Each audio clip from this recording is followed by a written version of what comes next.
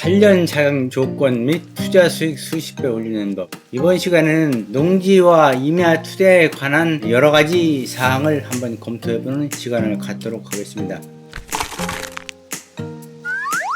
우선 농지를 사면은 8년 자격을 실제 했을 경우 세액 감면 1억 그리고 대토 1억 해서 2억을 감면을 해줍니다. 그런데 이제 근로소득이 3,700만원 넘으면은 대상에서 제외됩니다. 그리고 농지는 인접 시군구에 농지가 있어야 되고, 그리고 직선거리로 30km 이내에 농지가 속하면은 자격한 걸로 봅니다. 그리고 농지를 이제 취득한 경우에는 농지 원부를 만들면은 여러 가지 면세율이라든가 전기세라든가 보험료도 이제 통상 50% 정도 감액이 됩니다. 그래서 여러 가지 혜택이 많습니다. 그리고 1,000평방미터, 그러니까 이거 300평 이상의 농지를 소유하면 농지 원부를 만들 수가 있습니다. 그리고 실제 300평 미만이라 하더라도 비닐하우스를 짓거나 이렇게 하면은 농지 원부를 만들 수도 있습니다. 농지는 이제 8년 자격 요건이 중요한 사항인데 세액 감면 1억, 대토 감면 1억이 되기 때문에 이 문제를 많이들 거론을 하고 또 실제 살펴보기도 합니다. 그리고 농지를 취득하면은 농지 원부가 있고, 농업인이면 200평까지는 농지 전용도 가능하고, 거기에 농가주택을 20평도 칠 수 있습니다. 보통 이제 10배까지는 20평의 농가주택을 짓는다면 200평을 사업용으로 봅니다. 그리고 이제 농업진흥구역에도 이제 투자를 할 수 있고, 또 농가주택을 짓거나 농업용 창고를 지어서 이렇게 혜택을 볼 수도 있습니다. 추후 그러한 자세한 문제는 나중에 하기로 하고, 오늘은 대체적으로 중요한 부분만을 한번 살펴보는 시간을 갖도록 하겠습니다. 양도소득세 감면, 8년 이상 자격 농지에 대한 양도소득 감면은 이제 100% 감면됩니다. 100% 감면되는데, 양도일 현재 농지를 기준으로 100% 감면된 사람은 10억을 남았던 20억을 남았던 무조건 감면된다는 것이 아니라 그 세액에서 1억이 이제 감면된다는 그러한 얘기입니다. 그리고 대토의 경우도 또 1억을 감면을 해줍니다. 그리고 이 농지는 인접 시군구나, 예를 들어서 세종시라면 세종시에 살거나, 혹은 충청북도 청주시에 살거나, 대전에 살거나, 공주에 살거나, 천안에 살거나, 이런 인접 시군구에 살아야 되고, 만일 아산에 산다 하더라도 직선거리가 30km 미만이기 때문에 해당 농지로부터 30km 이내는 직접 직영을 하는 것으로 간주를 합니다. 또 농지는 이제 상속을 받은 경우도 농지를 부모와 같이 경작한 걸로 인정이 됩니다. 그리고 상속을 받은 농지는 경작하지 아니하더라도 법에 따라서 처분 명령이나 이렇게 내려지지 않습니다. 또 이제 그 농지 경우는 통상 감안해야 될 것이 3,700만원 이상인 경우는, 사업소득이나 근로소득이 3,700만원 이상인 경우는 다른 사람 명의로다가, 실제 그 소득이 적은 사람 명의로다가 농지를 취득하고 실제 주소지를 농지 소재지에 옮겨서 농사를 직접 경영하면 문제가 되지 않습니다. 그리고 직접 경영이 어려운 경우는 농지은행에 위탁하면은 8년이나 10년을 위탁할 수 있는데, 그런 경우는 직접 직영한 걸로 봅니다. 물론 세액상에는 직접 8년 자격 요건은 안 되지만은 그 처분 명령이 내려지지 않고 농사를 지은 걸로 이렇게 인정을 합니다. 6가지를 제가 이렇게 해놨는데, 제출 요건입니다. 아까 위에서도 얘기했지만 인접시군구에서 직선거리 30km 이내입니다.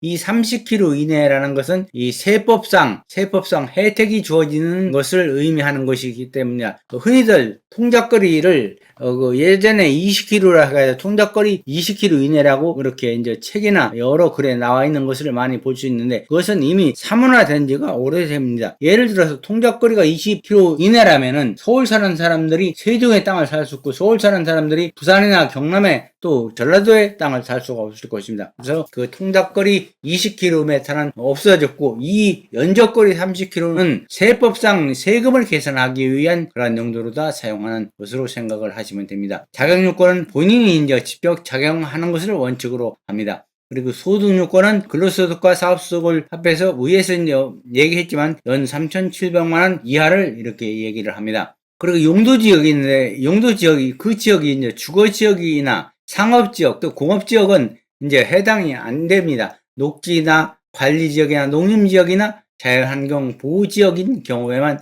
해당이 됩니다. 도시지역에 있는 주거지역의 경우에 이 농지라 하면은 이거 자격요건에 해당이 안 됩니다. 또 경작기간은 8년을 하는데, 8년을 연속으로 판례를 하는 경우도 인정되지만 중간에 쉬었다가 또 경작하는 경우 해서 총 소유 기간이 8년만 해당하면 됩니다. 그리고 양도 당시에는 실질적인 농기 상태를 유지를 해야 됩니다. 지목이 절이나 답이라 하더라도 관리를 안 해서 나중에 가보니까 전부 나무가 우거진 상태라면 그것은 농기를 보지 않고 또 보는 행정 담당자들이 세법상으로서 그것은 임야를 보고 농지로 판단하지 않을 수도 있습니다. 그래서 이 점을 참고하셔야 됩니다.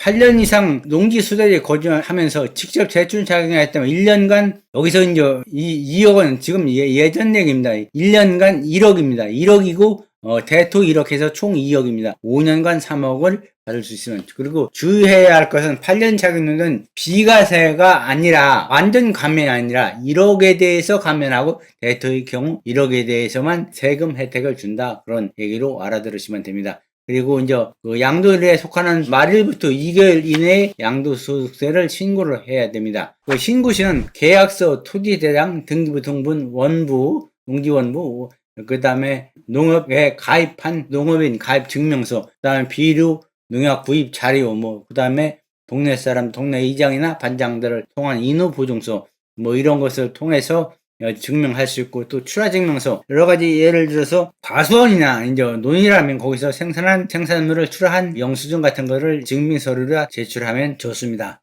또 농사를 짓지 않는 사람은 경제유전 원칙에 따라서 우리나라는 원칙상 이제 농지를 구입할 수 없습니다. 근데 사실상 이것은 많이 사문화돼가고 앞으로는 이 법도 이제 좀 개정이 돼야 될 것입니다. 왜 그러냐면 많은 지금 농기가 있고 그 대량화되어 있기 때문에 실제 이제 적은 규모로든 사업 소득을 얻어서 생활을 유지할 수 없기 때문에 대량으로 많이 짓는 사람에게 농지를 취득하게 해서 그 사람들이 농사를 짓고 또 위탁을 할 수 있게 이렇게 농지법이 앞으로는 개정이 될 것이 아닌가 이렇게 생각을 합니다. 통상 농지라 하면 1000평방미터 약 303평인데 이제 다연생 식물을 재배하는 것을 말하고 여기에 이제 농지를 취득하면 300평 이상의 농지 취득 자격 증명을 얻을 수 있고 또 농업 경영 계획서를 제출해야 됩니다. 그런데 300평 미만은 주말용당으로 사용하기 때문에 이것을 하지 않아도 됩니다. 1000평방미터 이상은 세대들을 포함한 전 세대원이 보유한 면적을 합산한 면적이고 농지는 전닭, 과수원 모두 농지에 해당합니다. 그리고 토임이나 임야는 통상 농지를 보지 않는데 예전에는 임야에다가 밤나무를 심었다던가 이런 경우는 농지대장에 등재가 되어 있고 예전에는 농지로 보았습니다. 그런데 지금은 이제 그것을 규제를 하고 있는데 세법상은 실제 가능합니다. 실제 임야에 나무를 비고 거기다 밤나무를 심어서 밤을 수확한다면은 이것은 8년 자격 요건을 갖추었다면 나중에 팔을 때 양도소득세 면에서 농지로 이용한 걸로 인정이 돼서 세법상 감액을 받을 수가 있습니다. 참고를 하시기 바랍니다. 그리고 토지거래 허가구역에서는 토지거래 허가를 받아야 되는데 경매 같은 것은 토지거래 허가가 필요 없습니다. 네, 그리고 이번에 이제 관광농원에 대해서 좀 설명을 하려고 합니다. 관광농원은 시골에서 지금 하는 곳이 여러 곳이 있습니다. 이것은 양주에 양주 장흥 관광농원을 사진을 불러왔는데 이 찜질방도 있습니다. 이거는 이제 관광농원을 하면은 거기다가 할 수 있는 것이 찜질방은 물론이거니와 체육시설, 골프연습장, 휴양시설, 그다음에 숙박시설, 펜션, 식당, 운동시설, 여러 가지를 이렇게 할 수 있습니다. 이렇게 하면은 실제 농림지역 임야에서 이렇게 지목이 나중에 잡종지나 혹은 대지로 바뀌고 이렇게 이용하려면 실제 그 수익은 한 50배 이상을 마련할 수 있습니다. 그래서 많은 지역에서 이렇게 관광농원을 하는 데가 있고 지역에 따라서는 관광농원을 한다면 공무원들의 시선은 좋지 않은 데도 있지만 많은 대부분의 지역에서는 좋게 보고 이렇게 허가를 잘하고 또 관광농원은 허가를 잘 해줍니다. 그리고 관광농원뿐만 아니라 그 지역에다가 창업을 해서 공장을 설립한다든가 이런 경우는 지자체에서 적극적으로 협조를 합니다. 그리고 관광농원 설치 시 유의할 점을 한번 보도록 하겠습니다. 농업인이나 어업인, 회사법인, 영농조합법인, 농업 관련 종사자만 신청이 가능하고 부지 면적을 확보해야 됩니다. 2000평방제곱미터 이상 10만 평방미터 미만이니까 600평 이상 약 3300평 정도의 임야나 농지를 확보를 해야 됩니다. 개발 면적에 따라서 도로폭을 확보해야 됩니다. 이것은 개발 면적에 따라서 도로폭이 달라집니다. 개발 면적이 소규모인 경우는 도로가 이제 적어도 되지만 600평 정도 된다면 적어도 되지만 큰 경우는 도로폭이 더 넓어서 일반 도로폭을 확보해야 됩니다. 관광농원의 경우는 농어촌 정비법에 나와 있는데 지역 특산물 판매시설이나 영농체험시설, 체육시설, 휴양시설, 숙박시설, 모든 이런 것을 할 수 있습니다. 그래서 이런 것을 해서 실제 많은 수익을 내고 50배 이상 이렇게 수익을 내는 그런 관광농원도 많이 있습니다. 관광농원을 할 수 있는 것은 위에서 얘기했지만 농업인이나 농업법인 쭉 있고, 관광농원의 면적 기준은 위에서도 얘기했죠. 2,000평방에서 10만 미만이고, 관광농원이 허가가 안 되는 지역은 공인용 산지는 불가능합니다. 그 다음에 산지관리법, 임업용 산지는 가능하고, 도시지역에서 하는데 비도시지역에서 이렇게 이제 가능한데, 공인용 산지는 안 되고, 일반 산지에서 농림지역이라도 가능합니다. 그리고 이제 대부분 이제 잘 안 되면 행정소송을 하면은 웬만한 경우는 관광농원이 허가가 됩니다. 그래서 이 관광농원에 관한 세부 기준이나 개발사업 소규모 평가 대상 기준, 그 다음에 국가법령산지관리법, 국가법령정보센터, 국토계획의 이용에 관한 법률, 농업촌정비법 등 여러 가지를 해놨는데, 여러분들 한번 시간 있을 때 보시고 유튜브를 들으면서 한번 보시고 하시면 됩니다. 그리고 이제 만일에 이거 맹기가 나서 진입로가 있을 때는 토지 사용 승낙을 하거나 분필이나 하필을 해서 도로를 내거나, 또 이제 예를 들어서 국어가 2m 이상 2m가 설정 안 된다 하더라도 지자체에서 포장한 도로는 국어는 도로다 의제가 됩니다. 그리고 주택이 이미 허가란 지역에 마을 안길로서 이제 도로가 있는 경우는 도로다 의제가 되고, 또 도로태당에 등재가 되면 도로다가 의제가 됩니다. 그래서 맹기라 하더라도 맹기를 탈출하는 방법을 또 찾아서 하면 됩니다. 그 맹기 탈출 방법은 다음 시간에 하도록 하고, 오늘 강의는 이것으로 마치도록 하겠습니다. 감사합니다.